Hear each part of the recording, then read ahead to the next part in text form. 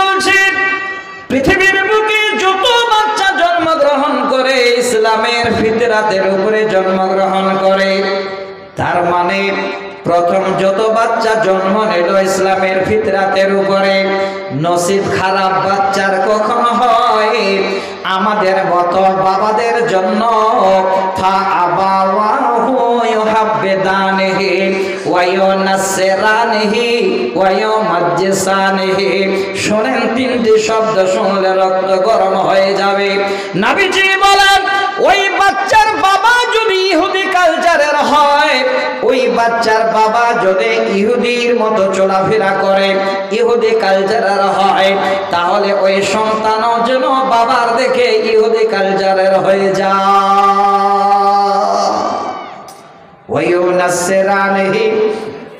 ওই বাবা যদি নাসরানির মানে কালচারের হয়, তাহলে সন্তানও যেন নাসরানি কালচারের হয়ে যায়।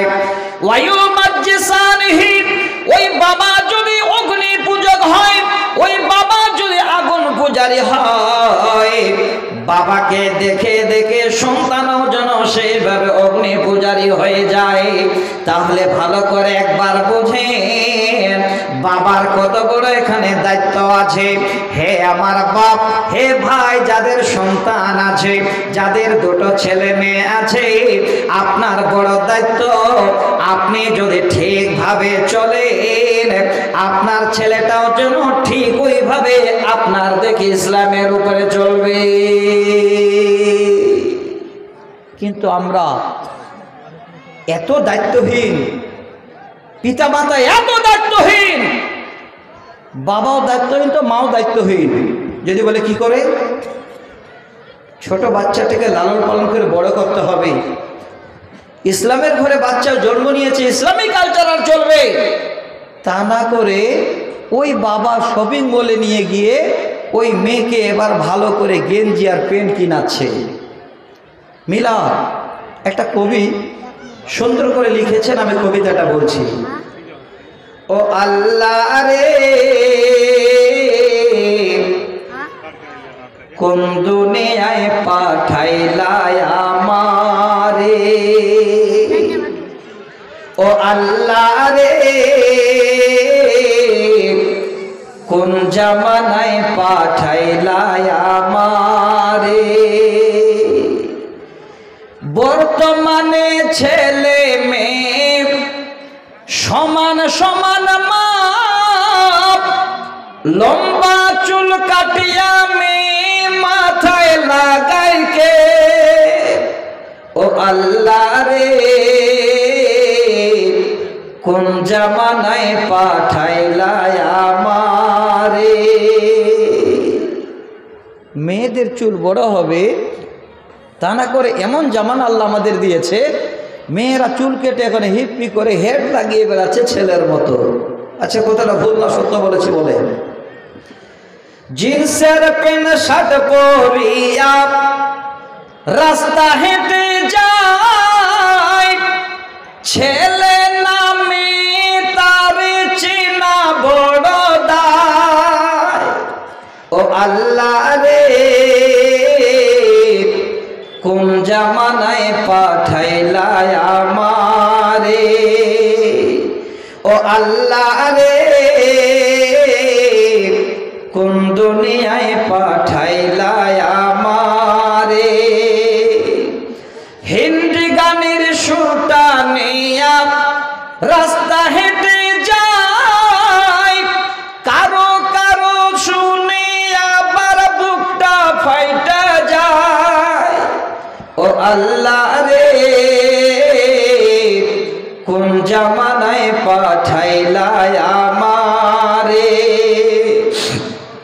বর্তমানে ছেলে মেয়ে দেখো কি কারবার, মেয়ে আগে ছেলে পিছে হুন্ডারি ড্রাইভার। বাবা সচেতন হন, মেয়ে চালাচ্ছে বাইক আর ছেলে পিছনে বসে আছে, বলুন ঠিক না ভুল? এটা আপনার দায়িত্ব নেই? আপনাদেরকে একবার ভাবতে হবে না? হে মা, হে বোন, আমি আপনাদের অনুরোধ করছি, কথাগুলো ভালো করে শুনবেন। যারা বাবা, যারা মা, আপনাদের কত বড় দায়িত্ব এই সন্তানদের মানুষ করা। বাবাদের বলছি, জ্ঞান খুঁজে পান না, সন্তান কি করে মানুষ করব? আল্লাহর কোরআন খুলে, এই মাদ্রাসায় কোরআন পড়া হয়, এই কোরআন দেখেন আপনি আপনার সন্তান কি করে লালন পালন করবেন। আমি 114টা কোরআনের সূরা আছে, একটা সূরার নাম বলছি, সেই লোকটার নাম সূরা লোকমান। আল্লাহর কোরআনে একটা সূরা আছে সূরা লোকমান। তিনি এমন একজন মানুষ ছিলেন, হযরতে লোকমান আলাইহিস সালাম বা হযরতে লোকমান হাকিম, নিজের সন্তানকে কি করে ওসিয়ত করতে হয়, কি করে সন্তানকে ভালো উপদেশ দিতে হয়, সন্তানকে আল্লাহকে চিনাতে হয়, এবার নিজেই যেন পৃথিবীর বুকে এই কর্ম উনি করে গেছেন। আর পুরোটাই যেন আল্লাহর কোরআনে তার বর্ণনা আছে, খুঁজতে বেশি হবে না। সূরা লোকমান নামে গুগলে মারেন, আর আয়াত নাম্বার 13, এই 13 নম্বর আয়াতটাকে দেখবেন। যারা বাবা, আপনি কি করে বাচ্চাকে ছোট থেকে মানুষ করার জন্য প্রস্তুতি নেবেন। হযরতে লোকমান আলাইহিস সালাম ছোট ছেলেকে সুন্দর করে ওসিয়ত করছে। আমরা কয়জন ওসিয়ত করি? কয়জন ছোট ছেলেকে কোলে নিয়ে আদর করে জাদু বলে আল্লাহকে চেনাই, আল্লাহ এক, আল্লাহ অদ্বিতীয়, কয়জন বলি, কয়জন পড়াই? দেখেন বাবার কত বড় দায়িত্ব। হযরতে লোকমান আলাইহিস সালাম নিজের ছেলেকে বলছে, কি ডাকে?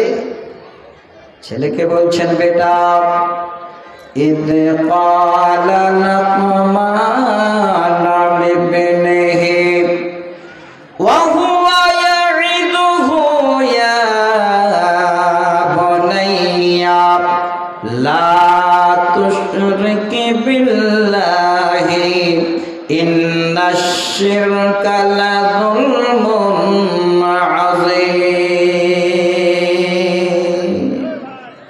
যারা বাবা আছেন, গার্জিয়ান যারা বসে আছেন, আপনাদের কত বড় দায়িত্ব, এই আয়াতটাকে ফলো করেন।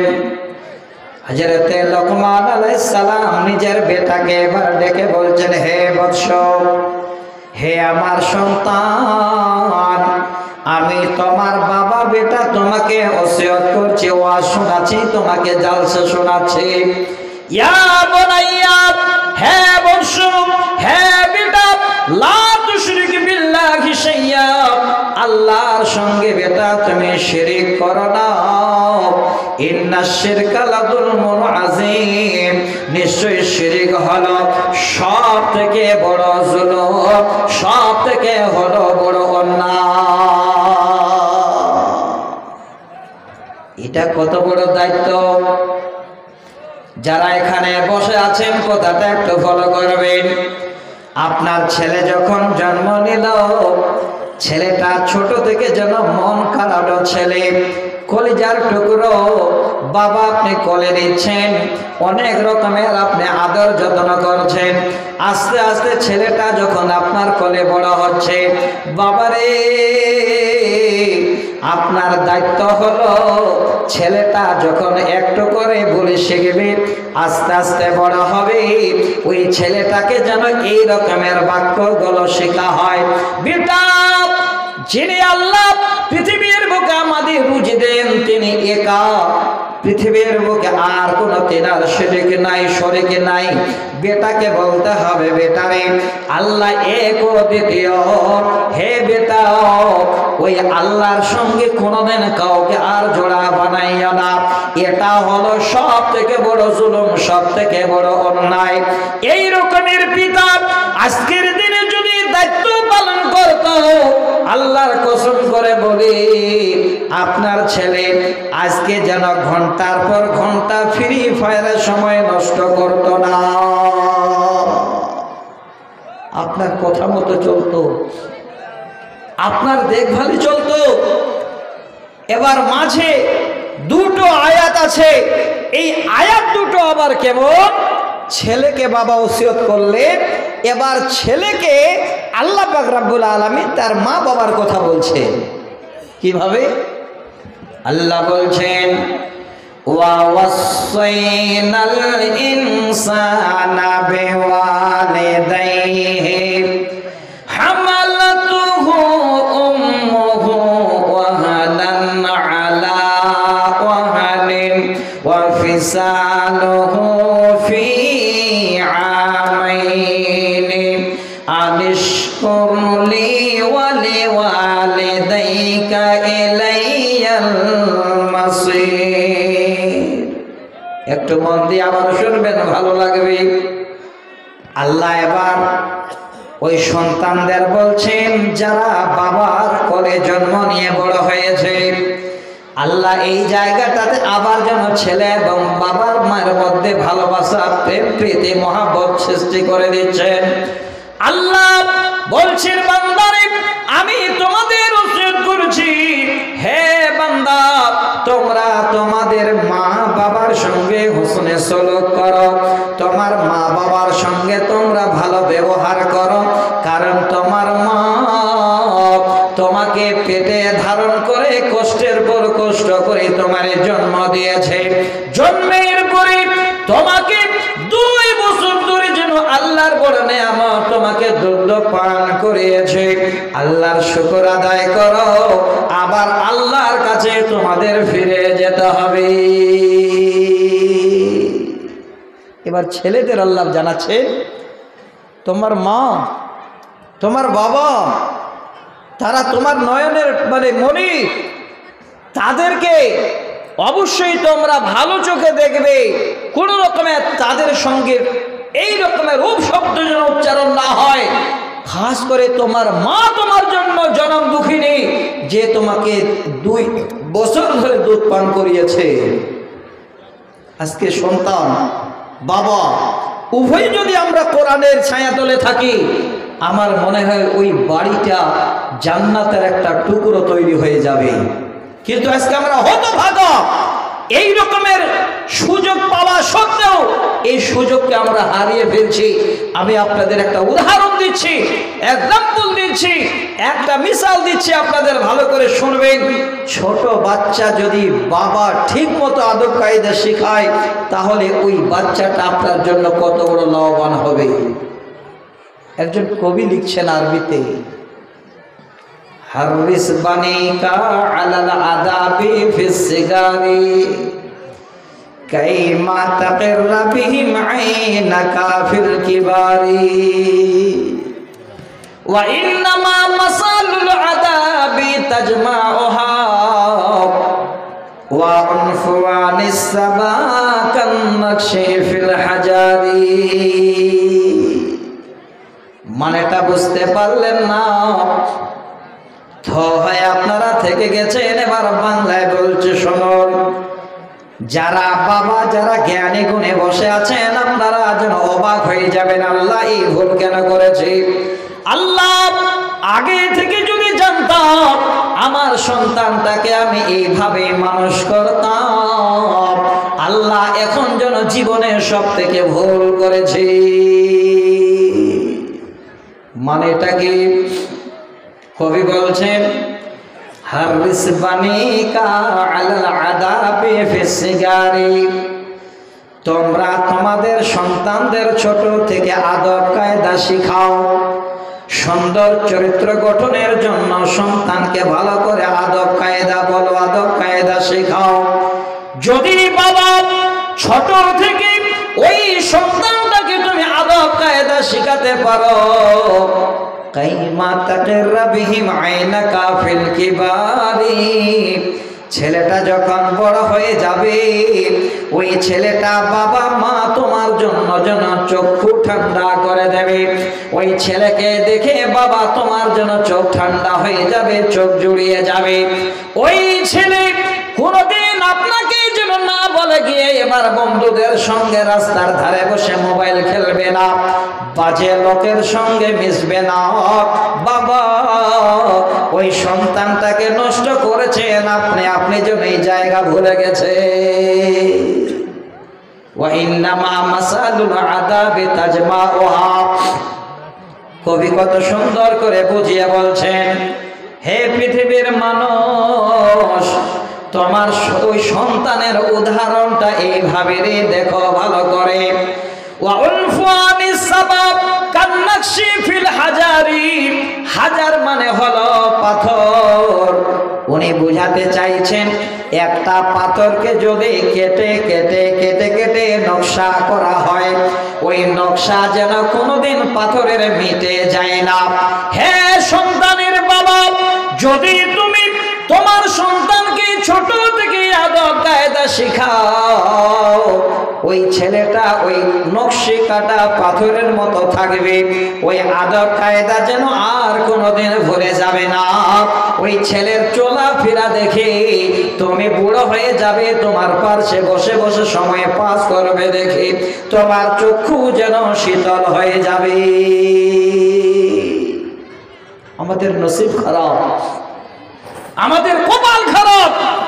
আমরা সন্তান জন্ম দিয়ে বটে, জন্ম দেওয়ার পরে সন্তানকে কিভাবে লালন পালন করতে হয়, আদব কায়দা শেখাতে হয়, আখলাক শেখাতে হয়, চরিত্রবান বানাতে হয়।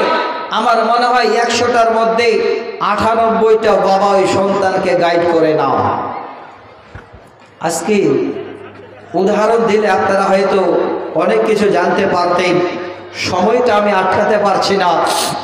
আমার পরে আমার মামা আব্দুর রাকিব মাদানী সাহেব আছেন, ওনার বক্তব্য শোনার জন্য আপনারা বসে আছেন। আমার মাঝে আমি একজন বিশাল লং টাইমের মুসাফির, আর মুসাফিরের দোয়া আল্লাহর কাছে কবুল হয়, আল্লাহ ফেরত দেন না। আমি আপনাদের জন্য একটু দোয়া করব, আপনাদের জন্য আরো একটা জীবনের খোরাক আপনারা যেন পরকালে খুশিতে আনন্দে পান, তার জন্য আমি একটা কোরআনের আয়াত আরো পড়ে রেখেছি। সেই সূরা আল বাকারা 274 নম্বর আয়াত। এই আয়াতটার তর্জমাটা কি 1 মিনিট শুনবেন। আপনি এখন এখান থেকে বাড়ি যাচ্ছেন রাত 12টা, রাস্তায় যেতে যেতে ভয় পাচ্ছেন, জানি না কেউ আবার আমার বাইকটা ছিনতাই করে নেবে নাকি। আপনি 2000 টাকা নিয়ে হাটে যাচ্ছেন, চিন্তা করছেন যে আল্লাহ হয়তো এই টাকাটা কেউ পকেট মেরে নেবে নাকি। কিন্তু আপনাকে জীবনে এমন একটা সংবাদ আমি দিচ্ছি, আপনার কোনো ভয় থাকবে না, কোনো চিন্তা থাকবে না, আপনার কোনো ডর থাকবে না। আল্লাহ পাক রব্বুল আলামিনের কাছে এত বড় আপনারা যেন প্রিয় বান্দা হয়ে যাবেন যদি এই সুযোগটাকে গ্রহণ করতে পারেন। সুযোগটা কি? আল্লাহ পাক বলেন, আল্লাযীনা ইনফিকুনা আমওয়ালাহুম বিল-লাইলি ওয়ান-নাহারি সিররাও ওয়া আলানিয়াতান ফালাহুম আজরুহুম ইনদা রাব্বিহিম ওয়ালা খাউফুন আলাইহিম ওয়ালা হুম ইয়াহজানুন। খালি একটা একটা করে শব্দ শুনেন। আল্লাহ বলছেন, আল্লাযীনা ইনফিকুনা আমওয়ালাহুম, যে লোকেরা তাদের মাল খরচ করে, বিল-লাইলি রাতে, ওয়ান-নাহারি দিনে, সিররাও লুকিয়ে লুকিয়ে, ওয়া আলানিয়াতান প্রকাশ্যে। আল্লাহ বলছেন, বান্দা ফালাহুম আজরুহুম ইনদা রাব্বিহিম, তোমার আল্লাহর কাছে, তোমার রবের কাছে যেন তুমি সেদিন পুরস্কার পাবে, ইনআম পাবে, তার প্রতিদান তুমি পাবে। ওয়ালা খাউফুন আলাইহিম, মানুষ সেদিন ত্রাহি ত্রাহি করবে। বান্দারে সেদিন তোমার কোনো ভয় থাকবে না, কোনো ডর থাকবে না। ওয়ালা হুম ইয়াহজানুন, আর তোমার কোনো রকমের সেদিন চিন্তাও থাকবে না। কি করবে? আল্লাহ বলছেন, যে বান্দারা দিনে রাতে লুকিয়ে ছুপে আমার রাস্তায় খরচ করবে।